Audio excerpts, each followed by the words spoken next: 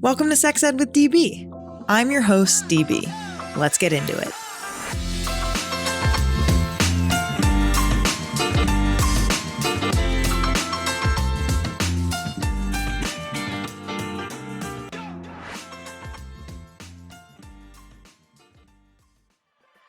If you've been waiting for a sign to finally try that new vibe you keep thinking about, this is it. Whether you're new to sex toys or you got a whole nightstand full of them, Lion's Den has something that can surprise and delight you, and maybe even unlock a new level of pleasure. They've been in the game for over 50 years, with 50 plus stores across the US, hundreds of trusted brands, and a knowledgeable staff that actually knows what they're talking about. And if you prefer to shop from home, their online store is stacked with options, plus discreet shipping and live customer support when you browse. From solo exploration to partner play, from curiosity to kink, Lion's Den is here to help you feel good, supported, and totally in control. Use code SEXEDWITHDB for 15% off at lionsden.com or in store. Prioritize your pleasure. You deserve it.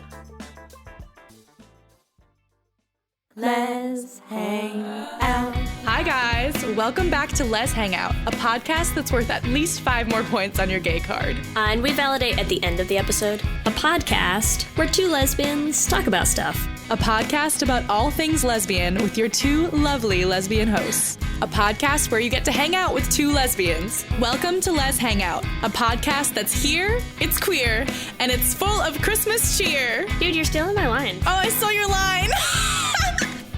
Hey guys, welcome to Let's Hang Out, a podcast hosted by 2 lesbian wankers. A podcast that is bursting at the seams with queer. A podcast hosted by 2 living, breathing lesbians. I'm Ellie. And I'm Lee. And we're the co-hosts of Let's Hang Out, a lesbian podcast. Well, you get the idea. If you're looking for more lesbians in your life, check us out wherever you listen to podcasts. And let's hang out again soon. Let's hang out.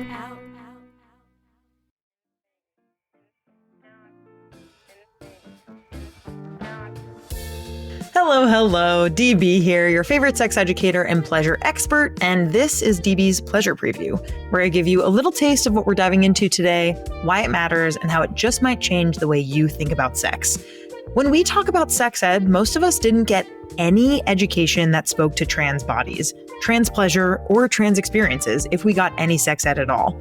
And that leaves a lot of people with questions, confusion, and pressure to figure it all out on their own. A 2023 Journal of Sex Research study found that fewer than 1 in 5 trans adults felt their sex ed was relevant to them. And that tracks, because sex ed has historically centered cis, straight, able-bodied people and called it universal. We've heard from Sex Ed with DB listeners over the years who want real info about trans sex. What to do in bed as a trans person, how to feel more connected to your body, how to navigate dysphoria or make space for gender play, and how to explore pleasure without everything revolving around genitals. So we brought in the brilliant Jamie Joy, trans sex educator, whose life and work is committed to spreading joy, consent, and pleasure. They've been educating on a wide range of topics related to sex and sexuality for the past 10 plus years, with experience in K-12 schools, health clinics, college campuses, adult sex shops, national conferences, BDSM dungeons, nonprofits, community organizations, and more. In this episode, we're talking about communication skills, toy recs, kink tips, roleplay ideas, and building a language treasure chest to help you talk about all of it. Whether you're trans, cis, non-binary, questioning, or just curious, this episode is packed with tools to help you have better, more joyful sex. Let's get into it. Hello, Jamie. How's it going today? It's going great. I'm so glad to have you here. Thank you so much for being here. Oh, I'm so excited to be here. I'm so excited to talk to you about one of my favorite topics in the whole world. I'm so glad that I'm the conduit for you to pursue your passion, because I can't believe we haven't had like a dedicated episode to trans sex. And if we have, it was like many years ago. So I'm very, very glad that you're here to give us the ins and outs, the trans sex 101 of it all. So thank you so much for being here. Yeah, and for lending your expertise. We're very lucky. Before we dive in, let's start with our first segment, the quick and dirty, our rapid fire segment where we get to know our expert with bold questions, honest answers, and just enough spice, just a little tiny bit of spice. Give it to me. I'm ready. Okay, here we go. So If trans sex had a tagline, what would it be? Ooh, if trans sex had a tagline. My tagline for trans sex is trans sex isn't just sex between trans people, but sex that transcends. Oh, wow. Very good. Can we make that into a bumper sticker? T-shirts, mugs. Wow. The trucker hat, Yeah. especially. The merch is Wow. coming. I love it. Sign me the Yes. fuck up. Okay. Favorite toy for decentering genitals? My favorite toy for decentering genitals will probably have to be a blindfold. So simple. Yes, we'll get into it. Oh, okay. I love it. Biggest myth about trans sex? Ooh, biggest myth about trans sex is probably, I would say, the myth is that you need toys to have trans sex. That's is that a common one that people think? Yeah, that without toys, like you're just floundering without with your own body parts. Wow. And flounder, we will not. We We will shall go not. over ways to not, we shan't, to not flounder. We shall not flounder. We shall not. That's the second thing in the merch. So the last quick and dirty question, what's the best communication phrase in your language treasure chest? Ooh, the best communication phrase. Ooh, I am torn between a couple. Give me two if you want to. Okay, the first one is probably going to be, what do you want me to call your body parts? The second one will probably have to be, how do you want to feel while we're having sex? Gasp. Wow. I love that. Kind of going directly for people to be able to feel good in their bodies by having their parts named correctly. Yes. And the idea of getting right to what does that body experience feel like for that person when they're engaging in sexual play. Oh yeah, we'll get real deep into it. Oh, can't wait. Well, let's go ahead and start from the top, the tippy top. Yes. The top slash bottom, but we're starting from the top. We always start with the bottoms. We got to start with the bottoms, but we're today starting from the top. What is trans sex? Like, can you just give us a broad definition of what is trans sex? What makes it different or similar from how we've historically been taught to think about sex in general? Yes. And this question takes us to my number one tagline about trans sex, which is, I'll repeat it for folks who need to have their mind blown a second time, that trans sex isn't just about sex between trans people, but it's also sex that is trans, that transcends. And people ask me, what does that mean? What is sex that is trans? And I tell them it's about choosing pleasure over prescription. It's about decentering genitals. It's about approaching the body with an open, curious mind. These are what I call the trans sex principles. And this is how I describe trans sex to people when I am teaching all over the country. And I particularly use the word describe and not define. So I'm never trying to define what trans sex is. I'm only trying to describe it, which I think is another kind of framework, right? That we're not trying to define sex. We can't define it. We can just describe how it is and how it makes us feel and what it looks like. So in a simple words, anyone can engage in trans sex, which is a little bit of a hot take. And it's because I don't want this kind of transcendent sex to be gatekept from all the people of all genders who could really benefit from having sex where they get to be more embodied and more affirmed and more honest with themselves. So it's less about the body and more about the feeling and the connection. And especially with this principle of decentering genitals, which we'll get back to that in a second. you're talking about describing something and not gatekeeping so that other people can feel like they have access to this language and these experiences. Yes, I want the tips and techniques and tricks that I teach during my trans-sex workshop to benefit everyone. Mm-hmm. Yeah, let's talk about some of those tips and techniques, because Yes. you talk about building a language treasure chest, Yes, right? let's start there. As part of your teaching. Like, what does this mean? Why is it crucial for good trans sex in general? So I think in order to answer that question, I have to share a personal anecdote. Please. Great. Okay, because I love to get a little personal when I talk about sex ed. I think about the first time that a lover was going down on me and they said, "Oh my God, your cock is so hard right now." And I had never had anyone call my body parts a cock before.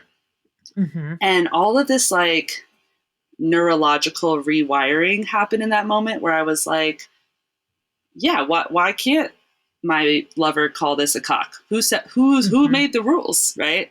Right. And so this was such a turning point in my life, and this was so many years ago, and it made me so empowered to throw out any language that I had been forced to use or language that had been prescribed onto me. And when folks have to unlearn the words that have been put onto them, you kind of get thrusted into the unknown. And that can be very scary for people, to be in the unknown. I find this space that we get thrusted into, this unknown, to be actually very potent, because then we can ask ourselves these questions, which is, how do I really see myself? What actually turns me on? And if words had no meaning, what words do I truly want to be called during sex? Mm-hmm. And those questions are questions that I ask folks to work through as they're beginning to take some more agency and ownership over their pleasure, right? So we start there, and for a lot of people, they're like still struggling with finding the right language to fill their language treasure chest. So I give people prompts. And I can share a prompt with you if you want to try it. Please. Yes. And you can even practice it yourself right now if you want. So here's the prompt. I invite folks in my workshop to close their eyes and to get attuned with their body. And they can do this during the workshop, or they can take this home for later for homework. And I am seriously, close your eyes. I'm also closing my eyes. No, I see you. So we're closing our eyes, and I invite folks to just place their hands on different parts of their body, like their chest, their ass, their genitals, and to speak out loud words for those body parts. And like what I might do is I might hold my chest and I might say boobs. And then I just let that word sit in my body for a little bit and I feel what comes up. And right now what I feel is like I feel tension in my body. And I feel like it's like something is not fitting right. And then I say chest and my body relaxes. And I feel more harmonious within myself and maybe even a little turned on. And then I'll do that on my genitals, right? I'll put my hands down in my genitals. And you can do this while you're masturbating. You can do this in the shower. You can do this in all types of scenarios when you feel most attuned to your body. So I'll put my hands on my genitals and I'll say vagina. And I'll just see how does that sit in my body. And then I'll say a word like hole. And everything will just click. And I'll be like, ah. I'll just feel this moment. Hole. Wow. Yeah. And I'm like, that's the word. Unlock. Yes. It's an unlocking moment. And it's so powerful. And every time I find a word that I have either a positive or a neutral response to, I put those in my treasure chest. Because neutral, I say to folks, isn't necessarily bad. Especially for trans folks, like if we can find a word that we just feel neutral about and it doesn't necessarily make us feel bad or turned off or dysphoric, that's still useful. We can still use that word. Not every word is going to make us feel like fireworks inside us, Yeah, yeah. Wow, that's so helpful. And it seems like it would be such a simple exercise, but it has a lot of power because we don't really usually describe our bodies out loud, Yeah. first of all. Yeah. And second of all, we don't quite realize like the power that these certain words have. And to your point, words are made up. Like we are fully capable of leaving what doesn't work and taking the rest. And so I Exactly. like this idea of testing how your body, it's almost like a somatic experience of like, how is your body reacting? Are you tight? Are you relaxed? Are you kind of feeling like hopeful? Are you feeling disappointed? Like what Yes. descriptor words come up? And that's a great guide for you to figure out what words belong in that treasure chest. Yes. And really what it's doing is it's helping us choose pleasure over prescription, which is one of my transsex principles, is like we don't have to choose what has been prescribed. We can choose pleasure. And it comes back to that first question around what actually turns you on and what words do you really want to hear, because you get to decide. And that can be so life-changing for me to say to people like, oh, you get to decide what you call your body parts. No one else has that power. And so then once you kind of start filling your treasure chest, then we kind of talk about how to then communicate that to people you're about to hook up with or play with or your partner. And that's where things get extra fun once you bring more people in. Yes, let's actually move on to that right now. Let's You do read it. my mind. Great. What does it look like to affirm your partner during sex, especially when you're centering trans experiences, whether you're trans or your partner's trans? Like what does that look and feel like? Yes, I love this question. I get this question all the time. So what I want to bring, this actually moves us into the next transsex principle, which is having an open and curious mind. And what I also just call a beginner's mind, which means you're approaching someone's body like it's a blank slate, a brand new canvas. And you're not bringing in all this baggage and all these expectations of like, oh, this body part is shaped like a vulva or like a penis, so I should call it this or touch it like this or lick it like this. That is bringing in like preconceptions. So I practice this principle of having a beginner's mind where I approach a new person's body and I know nothing about it. And that is exciting to me because I get to learn all these new things about it. So as I'm maybe starting to get intimate with someone or maybe we're negotiating, I love to ask, what words do you like to use for your body? Or what words do you want me to use for your body? What do you like to be called? Because not just words for the body, but it's like, do you want to be called naughty boy, mommy, sir, right? Slut, good slut, whatever. So Bad slut. I knew that was coming.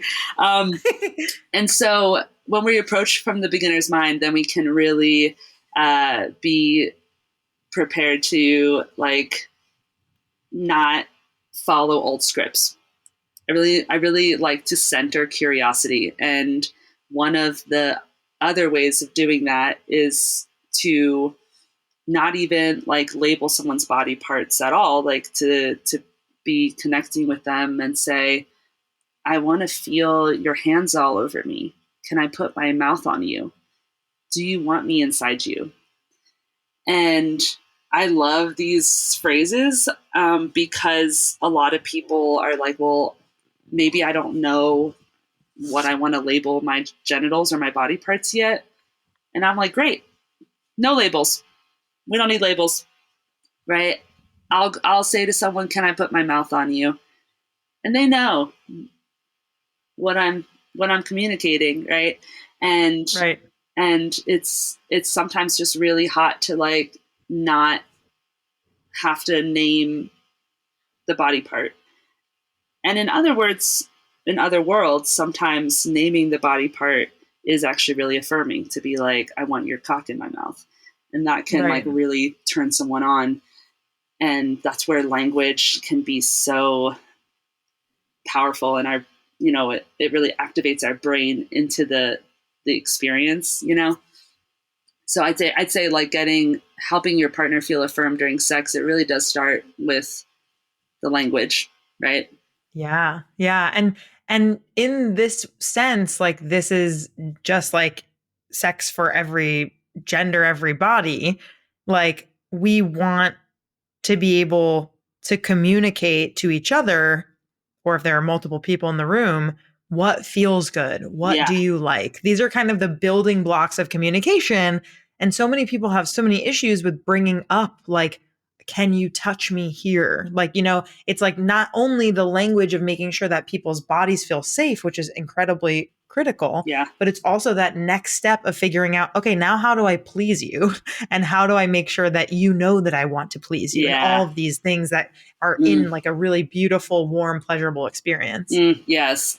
Yes. And I feel like pleasure and knowing some like stimulation techniques that are inclusive of all bodies is definitely like, the next step that you can get into.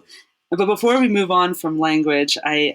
I want to just share some like really helpful like gender neutral terms for body parts and sex acts and fluids. Because one way that people tend to communicate arousal is using the words wet and hard. Mm. And sometimes I'll say that someone's wet and hard, because you don't have Mm-hmm. to be either one.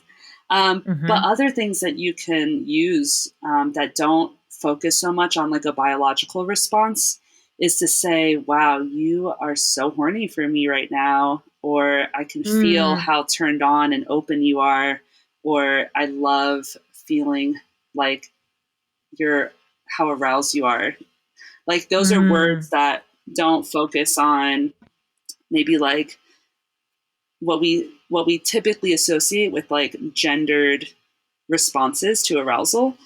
So Mm-hmm. yeah, those are just some helpful tips for folks, because it can really shut someone down if you are like playing with them and you're like, wow, you're so wet right now, and that's like, ooh, I don't like Doesn't feel very good. yeah, I Right. don't like that. Yeah. So to find other language, to instead of saying eating out or blowjob, to say, I want to go down on you.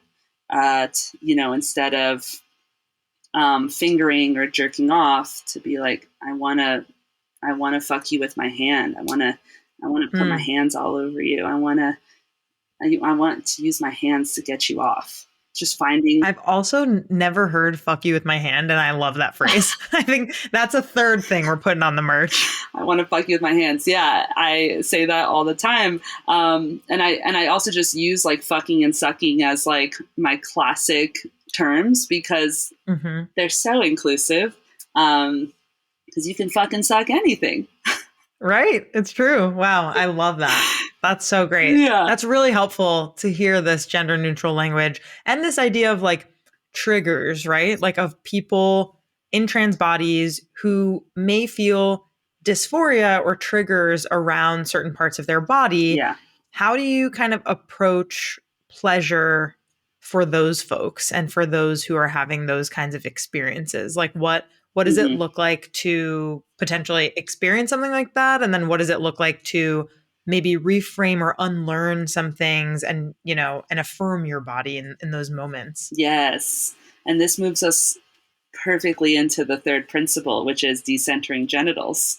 Yes. And so for folks who are experiencing kind of heightened dysphoria, heightened triggers, intense like associations with their body around sex, I like to really take genital touch off the table, or I just kind of decenter it, where I'm like, oh, we don't need that to have sex. And this is where the blindfold comes in. And this is where I invite folks into another prompt, which is to set a timer for like 5 minutes or 10 if you're feeling like a challenge. Blindfold yourself or blindfold your partner, because you can also do this alone. Start the timer and then just explore pleasure throughout your body without touching your genitals at all.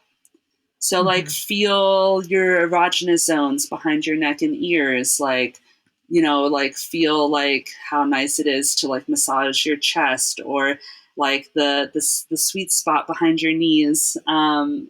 All of these different erogenous zones we have all over our body. Impact play, bondage, restraints, using sensation tools like feathers and pinwheels, all these delightful like tools that we have, especially within kink and BDSM. And these are all ways of really decentering genital touch as like sex, and realizing that like all these other things we do are sex. And then all of a sudden you come up to someone who feels really anxious about having this one kind of sex, and you're like, well, what if we had this kind of sex, or this kind of sex, or this kind of sex?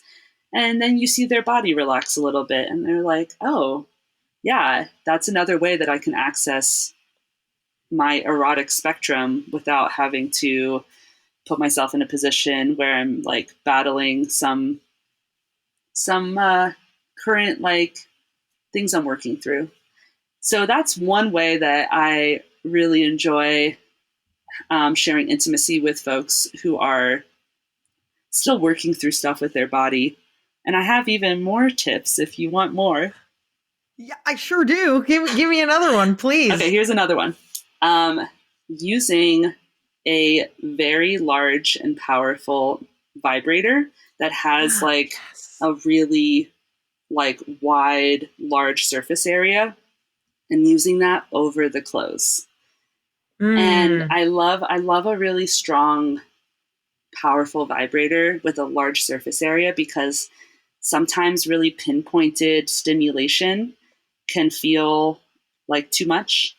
So when you're just kind of spreading out the stimulation with the vibrator and you're just using it just in like the whole genital area versus like on one pinpointed spot, it can feel way more affirming. And I encourage people to just put a large vibrator between two people and just hump each other with clothes on, and just find the spots you like with each other and have fun, and not really focus on who's putting what into where. We don't need to figure out we don't always need to figure out how to puzzle piece our body parts together. We can just smash up against each other and just do this. Yeah. And you know what? I learned that from my friends in middle school. I will say, just a fun little anecdote. That was like the first times I ever like discovered masturbating. Was my friends were like, what if we put this back massager between us and just rubbed. Kind of went for it. We just kind of went for it. And it's just so funny that I now use that I still use that now to teach about trans sex as an adult. Right. It's full circle moment. Yeah, definitely. So, that's really funny. So those are some helpful tips to kind of decenter genitals, but still feel erotic and connected and intimate and close, you know? Yeah, that's really fantastic. Kind of transitioning to hormones a little bit, like HRT. Like, let's talk about that. Could you define that? What should folks know about sensation, desire, or euphoria as things shift with HRT? Oh yeah. I got a lot to say about this. So HRT stands for hormone replacement therapy. And hormone replacement therapy can look like a lot of different things. It can look like testosterone and estrogen to supplement your body. It can also look like birth control. It can look like taking certain surgeries or using hormones topically, which I'll talk about soon because I have some tricks about that. Oh, great. I have so many tricks. I love all the tricks. Give them to me. So when someone is starting to take estrogen per se, this might be someone who identifies as a trans woman or trans femme or non-binary, lots of fun changes happen to the body. And one of them is that the chest starts to develop. So you get some more developed breast tissue. And those new tissues are so sensitive, which can sometimes feel like really orgasmic and pleasurable. And sometimes it can feel like kind of like sensitive and like, there's intense. So if someone's on estrogen and you notice that they're developing some new supple mounds on their chest, it might be a great time to be like, ooh, do you want me to stimulate these a little bit, like with my tongue or with a vibrator or with some like little nibbles with my teeth, because those new tissues are going to create more sensation. Another thing that can happen from estrogen is that it changes the shape and function a bit of your external genitals. So like your phallus might get softer and smaller, and it might be more challenging to either develop an erection or keep an erection. And so for some people, this is like no problem at all. They're like, great, I didn't need that. I don't care about it. For other people who are taking estrogen, this might impact them in a negative way, where they might feel like, oh, I want to still have sex with my genitals in this way, and how can I do that? So a few options. One option is to start incorporating in some like stretchy silicone rings that you can like wrap around the whole genital area, including everything, just to kind of restrict blood flow in that area more. That can help. That's like one way to help. For some people, that doesn't do it enough. So another tip is that a lot of trans femme folks have been using topical testosterone gel on their bits.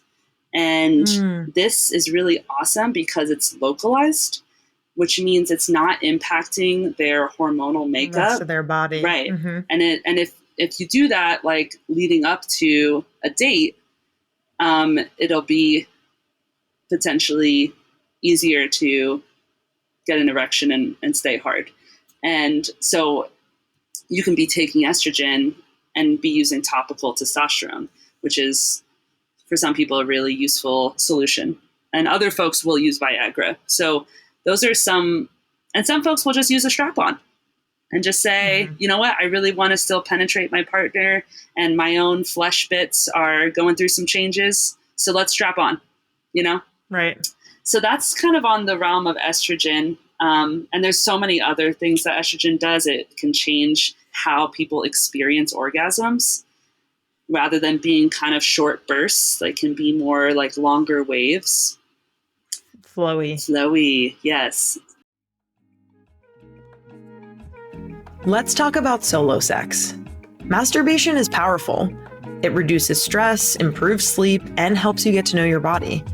One of my go-to tools is Uberlube. It's smooth, long-lasting, and enhances every touch. It's great with condoms, amazing for reducing chafing, and it even works as a hair serum. Athletes and stylists swear by it. If you're curious, give it a try. Use code SEXEDWITHDB for 10% off at uberlube.com and see why I love it for pleasure and beyond. What if using a magic wand every day could actually improve your health? I ran a 21-day masturbation experiment to find out, and the results were so powerful, we turned it into a full-blown scientific study. Over 1,000 people with vulvas joined to measure the impact of daily magic wand use on pleasure, stress, sleep, confidence, relationship connectivity, and more. I'll tell you something right now. The effects go way beyond amazing orgasms. Want to see what we found? Head to magicwandstudy.com to check out the study that's redefining sexual wellness. So then if we shift our attention over to testosterone, lots of fun changes happening there. One of my favorite things that can happen when folks take testosterone is that they experience bottom growth, which is basically for folks to understand, it's like when their external genitals, namely like their clitoris, can grow.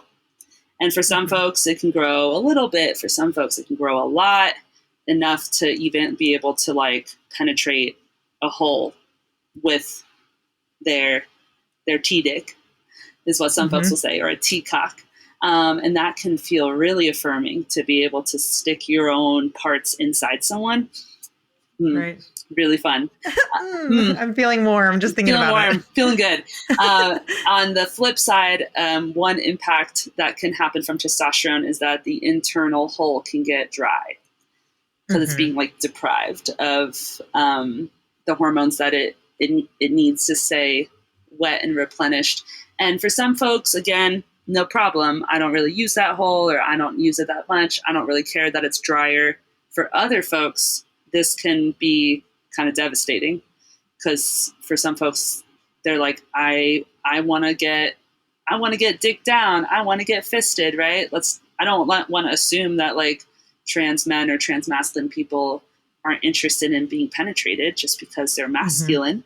So some options for folks who are experiencing this impact from testosterone is to actually use like lubricants that are moisturizing. So one brand that carries a great one is Slickwood. They have like a menopausal lube, which is great for trans guys because it has aloe in it. And it's really meant to kind of replenish the interior walls so that when penetration is happening, there's less tearing and friction and potentially bleeding, right? If that is not cutting it for some folks, you can use topical estrogen, which is which honestly is not just for trans guys. This is great for any folks who are experiencing dryness and pain with penetration. Ask your doctor to prescribe you estrogen suppositories. And those are localized, right? So they aren't impacting your whole hormonal makeup of your body. They're just inside your hole. And they help make everything cushy. Yeah, nice and slick. Nice and slick, yeah. So this is where people, I think, don't have to choose between HRT and the kind of sex they want to be having, right? Like you can have both. You can continue to take HRT and enjoy all of the changes that brings. And you can address the changes that are making your sex life challenging. That's a lot of what I teach in my workshops. Yes, this is so helpful. I'm so I feel glad. like people listening are probably like, holy shit, this is incredibly informative. So thank you You're so welcome. so much for explaining all this. I mean, I think it's, we want to explain all of the above, that like you can and should decenter genitals, and that is a way to feel affirmed. And at the same time, like if you're someone who wants to have sex with your genitals, there are, and especially if you are on hormone replacement therapy, there are things that can help you feel in line with your body and feel really good. Yes. And another thing for our next segment that we're going to talk about when it comes to sex is we're going to build our sex toy team, because that's another way that we, that all bodies get pleasure, and especially trans bodies who can feel euphoria from a long wand, who can feel euphoria from that broad stimulation, who can feel euphoria from a strap on, right? And so there are, so many different kinds of toys out there, but we're going to build. There's so many, but I'm going to challenge us for a top 3 with certain prompts. Okay. So, the first one is just 3. We could do it. What is the top toy or tool that helps people feel maybe most connected to their transness during sex? Obviously, this is so dependent on bodies, but is there one that you've gotten feedback from trans people in general who are like, whoa, this is kind of like a life-changing tool or toy? Yeah. I mean, across the board, because I've talked to many trans people all over the country, and I truly feel like the magic wand, the vibrator of all vibrators, is, I would say, one of the most versatile tools for trans folks having sex. And because vibrations feel good everywhere, right? And sometimes it's like putting the vibrator like on the perineum for trans folks can feel really amazing. Putting it on their nipples, using it on like your arm while you're inside someone, putting it at the base of a dildo. Oh my God, like there's so many ways to use a really solid vibrator wand, specifically the wand, because a lot of other vibrators are marketed for clitoral stimulation, G-spot stimulation, internal this, and a lot of them are marketed towards cis people.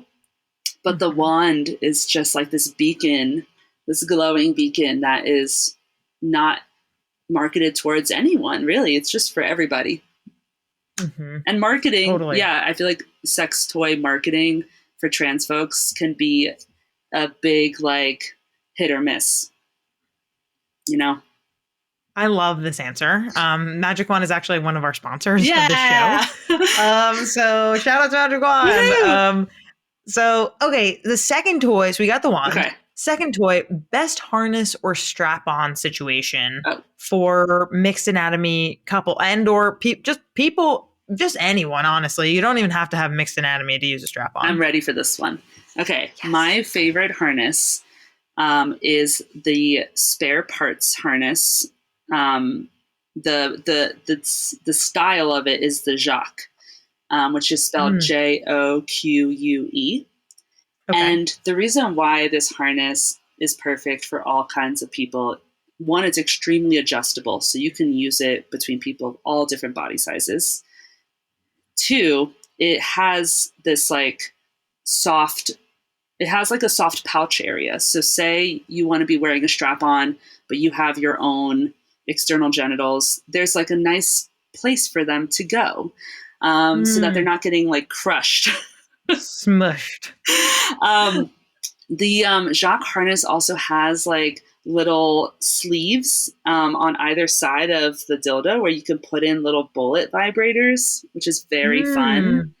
And the hole itself is stretchy enough to hold anything from like a dildo this big to like a monster cock, which I like to be able to provide options for many people's needs. So this harness is just so golden for me because it kind of checks all the boxes that I need, and it's machine washable. Like, come on. Oh boy, how could you want anything else? That's amazing. I love that recommendation. Yeah. For the final one, I just want a favorite of yours. What toy has just been one of your favorite toys that you've used over the past years? Oh my gosh. It's a lot to choose from. It's a lot to choose You're from. Like, oh shit, I can't do it. It's a lot to choose from. Yeah. Well, this one might surprise you. Please. Because you can't order it from anywhere. I for my partner's birthday, I actually took a mold of my own fist.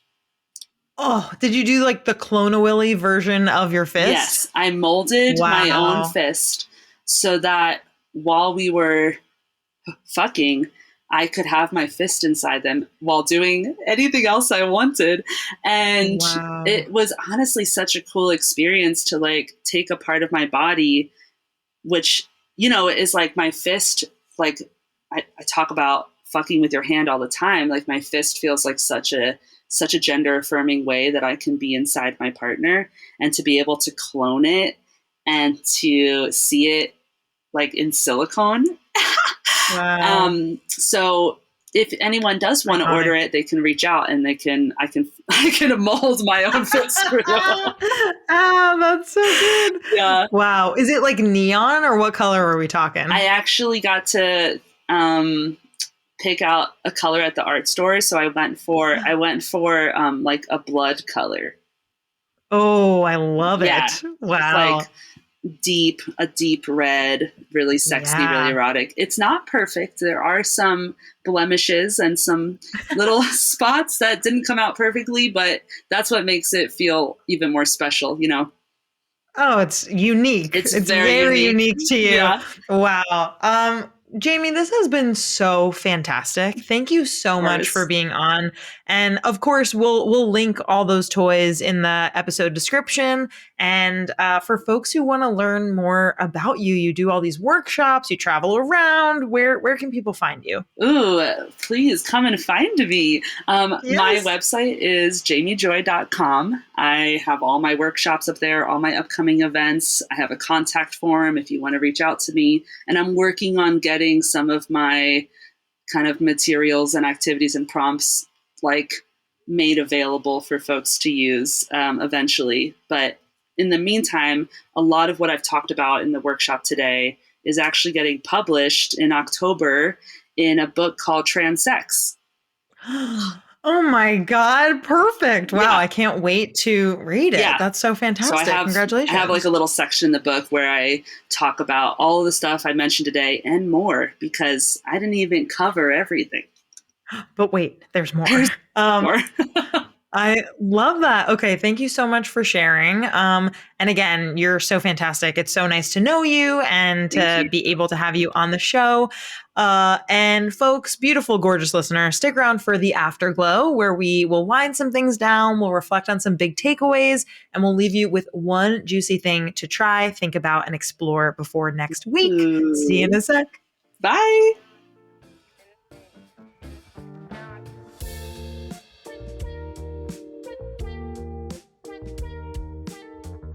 And welcome to the Afterglow. This was such a fantastic episode. I hope that you agree. I, for one, am so glad that we had Jamie Joy on to talk about trans sex, or as Jamie says, transcendent sex. Really loved this. Having trans-focused, trans-centered voices is critical when talking about sexual wellness. Jamie's tips and focus on vocabulary are such a great way to avoid walking on eggshells when you're talking to a new trans partner, especially if you haven't had sex with a trans person before, regardless of whether or not that they've had bottom surgery. I really, really hope that cis listeners will take some notes home, whether or not you have any trans partners, and I hope that trans listeners feel seen by this episode.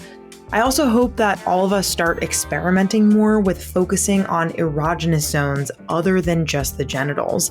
I really love Jamie's thoughts on the sweet spot on the back of the knee, like very sensual, very sexy, going slow, exploring other body parts feels very, very exciting to me. Right now is a really critical moment to keep trans voices and lives at the forefront of our minds. If you've missed the onslaught of anti-trans legislation in the news, trans people are being targeted by both the left and the right sides of the political spectrum. Focusing on the joy and pleasure of trans partners, or trans selves, if that's you, is one way we can help resist. That's truly a win-win. So here is your pleasure practice of the week. Try out Jamie's somatic vocabulary practice. Close your eyes, touch a part of your body, say a name for it out loud, and see how your body reacts. You might just be surprised. Thank you so much for listening.